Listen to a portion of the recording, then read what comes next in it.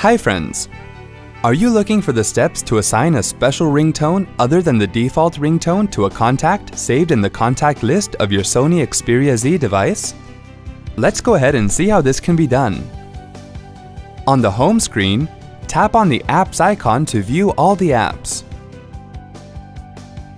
Tap on the People icon to view all of your saved contacts. Tap on the contact to which you want to assign a ringtone. Tap on the three dots at the top right corner. Tap on Set Ringtone. Tap to select the ringtone of your choice. Tap on OK to confirm. Wasn't that helpful?